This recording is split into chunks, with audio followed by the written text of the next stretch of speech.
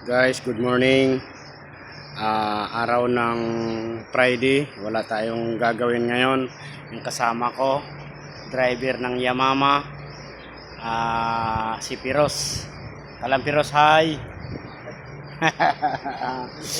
Araw ng Biyernes, wala tayong gagawin. Yung trabaho natin, yun oh. Tapos na, papaandarin na lang.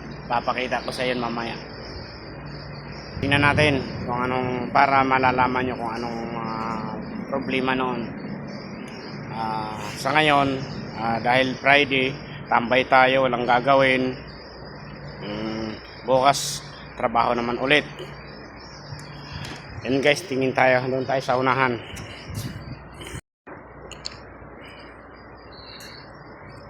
Puntahan natin yung trabaho natin dito.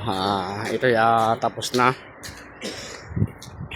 Ipangarga natin, nangangalati na, dinala na yan sa iba't ibang lugar, sa Riyadh, Jeddah. Yun guys, trabaho natin yan.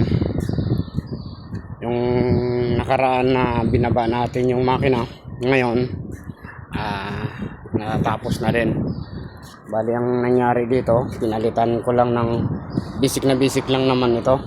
Pinalitan ko lang naman to ng liner, piston, saka piston ring. Yun lang ang problema nito, kaya nagiging blow by siya noon. Dahil doon, kaya siya nagiging blow by, nasira yung liner, piston, nag-stack up.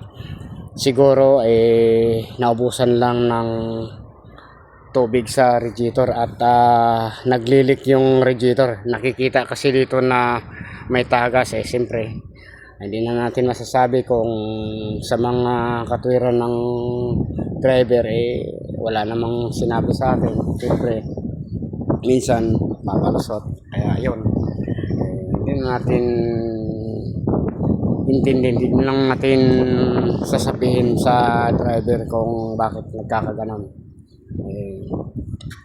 Sa atin, trabaho lang tayo, kaya yun. Ngayon, tapos na, nagagawa na natin. Napapaandar ko na din to. Bali ang kulang nito, hindi ko lang pinaandar ng matagal, gawa ng wala siyang itiip sa power steering fluid.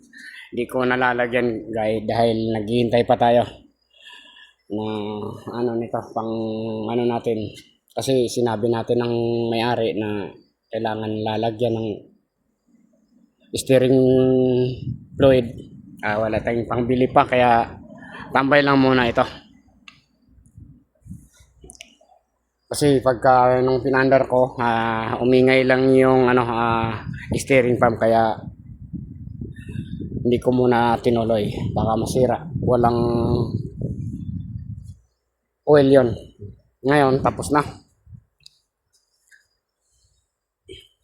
Bali marami na tayong nagagawa dito guys. Ito baka bukas makalawa pwede na tong patakbuhin. Yan guys, itong natin, area natin. Yan o. Medyo malinis tayo ngayon.